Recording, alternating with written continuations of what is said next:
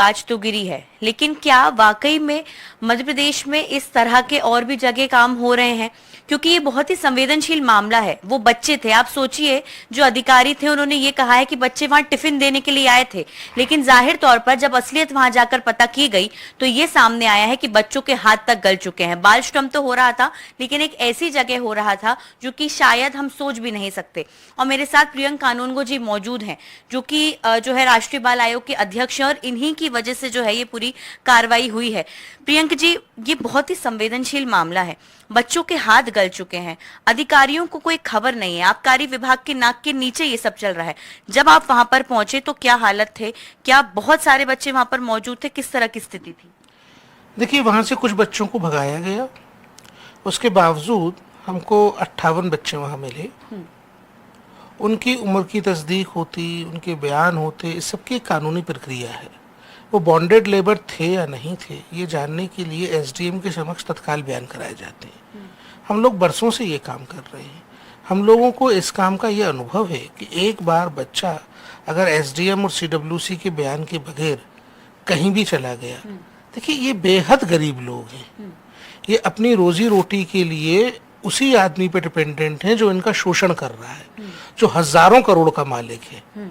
इसलिए प्रक्रिया ये होती है कि तत्काल एसडीएम बयान ले लें, तत्काल सीडब्ल्यूसी बयान ले ले, काउंसलिंग करें, कुछ दिन चिल्ड्रन होम में रखें, जब मुआवजा मिल जाए तब इनको रिहेबिलिटेट कर दें। कई मामलों में रिहेबिलिटेट करने के लिए रिलोकेट भी करना पड़ता है, क्योंकि ये माफियाज हैं, ये बच्चे विटनेस होते हैं। अब इस पूरे मामले में जो प्रशासन की मिलीभगत सामने आई है, हमने 3:28 पे वहाँ पे एसडीओ, वहाँ पे जो डीपीओ थे महिला बाल विकास के, वो और बाकी लेबर के ऑफिसर्स के मामला ये सुपुर्द किया। उनको हमने सूची सौंपी, उनको हमने ये बताया कि आप सीडब्ल्यूसी के सामने प्रोडक्शन कर दीजिए, आप एसडीएम के सामने स्टेटमेंट करा दीजिए और फिर कार्रवाई करवा दीजिए। हमारा काम यही था और हम सब जगह यही करते हैं। तो हमारी एसओपी, उसके अकॉर्डिंग हम ये करके वहां से आ गए। एसडीएम को दिन में 1:30 बजे कलेक्टर ने बोला था कि जाके वहां पे स्टेटमेंट ले लो। हमको कलेक्टर ने 1:30 बजे बोला था कि हम एसडीएम और सीडब्ल्यूसी दोनों को वहां पहुंचा रहे हैं। रात होने तक इन्होंने इंतजार किया। सीडब्ल्यूसी का कोरम पूरा नहीं करवाया गया।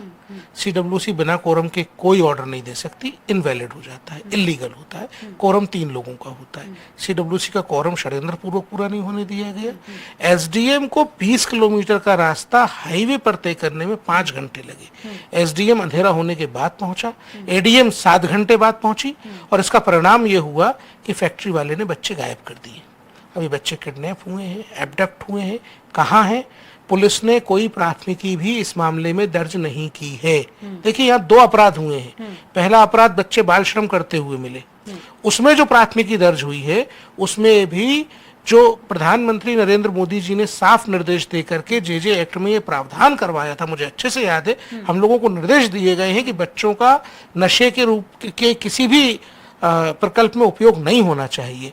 यहाँ बच्चों से शराब बनवाई जा रही थी, इसके लिए किशोर न्याय अधिनियम में धारा 78 है, जो 7 साल की सजा, आर्थिक दंड और गैर जमानती अपराध इसको निर्दिष्ट करती है। वो धारा ही नहीं लगाई। अब सिर्फ जमानती धाराएं लगाई हैं सर। जमानती धाराएं इसलिए लगाई हैं कि जमानत हो जाए। हाँ। जब हम लोग नोटिस करेंगे 4 दिन बाद, तब बोलेंगे कि हमने जांच में ये धाराएं बढ़ा दी, लेकिन जमानत हो जाए, जेल ना जाना पड़े इनके प्रिय कारखाना मालिक को। ये षड्यंत्र होते हैं और ये षड्यंत्र के तहत किया। अब जो इस पूरे मामले में जो दूसरी घटना हुई है जिसमें बच्चे गायब कर दिए गए, उसमें तो अभी देखिए आप 14-15 घंटे हो गए, कोई एफआईआर ही नहीं की है आज तक। तो बच्चे आपकी कस्टडी से गायब हो रहे हैं, आपके संरक्षण से गायब हो रहे हैं, आप एफआईआर नहीं कर रहे हो, वो भी एक ऐसी जगह पे जो पूरे प्रदेश के बच्चों के मामा का क्षेत्र है। ये लोग अपने सांसद को टीएल की मीटिंग में क्या मुंह दिखाएंगे? जब शिवराज जी इनसे सवाल पूछेंगे, मुझे पूरा विश्वास है शिवराज जी इन अधिकारियों की जब खबर लेंगे तो ये मुंह दिखाने के लायक नहीं होंगे। मुख्यमंत्री ने सर जो कार्रवाई की है, जो वहां पर अब आबकारी के लोगों को निलंबित किया है, सर ये कार्रवाई क्या बहुत कठोर लगती है आपको? क्योंकि सर आप सोचिए, गैर जमानती धाराएं जो है वो लगानी चाहिए थी उसमें, लेकिन इस बच्चों की वहां पर देखिए, इस पूरे मामले में आबकारी अधिकारी का दफ्तर वहीं था जहां ये सब हो रहा था, और मुख्यमंत्री मध्य प्रदेश ने जो काम किया है वो अनुकरणीय है।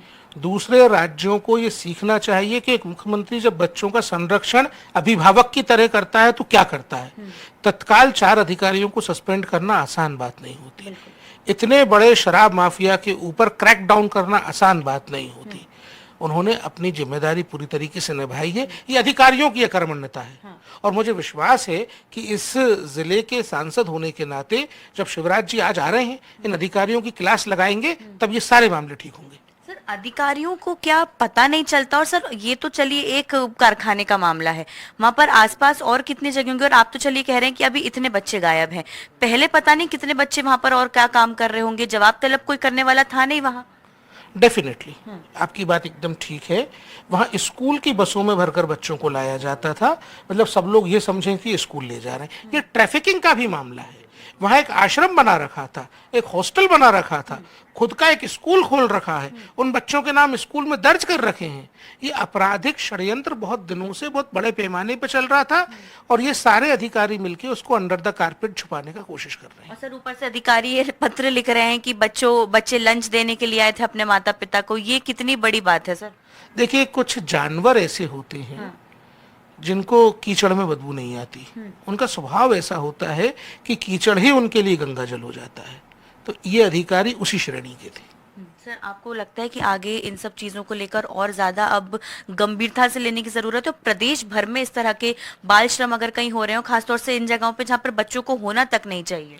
डेफिनेटली मुझे माननीय मुख्यमंत्री जी की संवेदनशीलता पे पूरा यकीन है, पूरा भरोसा है। हमने जब जब उनसे निवेदन किया है, उन्होंने सख्ती से कदम उठाया है। इस मामले को भी वो परिणति तक ले जाएंगे और उन्होंने जिस तरीके निर्देश दिए हैं उसका असर दिखेगा। सर, आगे आप अब क्या कदम उठाएंगे? बच्चे अभी नहीं मिल रहे हैं, किस तरह से जो है इस मामले में और ज्यादा जमानत ना हो और आरोपियों पर कड़ी कार्रवाई, उसको लेकर सीडब्ल्यूसी क्या करेगा? देखिए, इस पूरे मामले में जो क्षेत्रीय सांसद हैं वो मामा हैं, सबके मामा है, बच्चों के मामा है।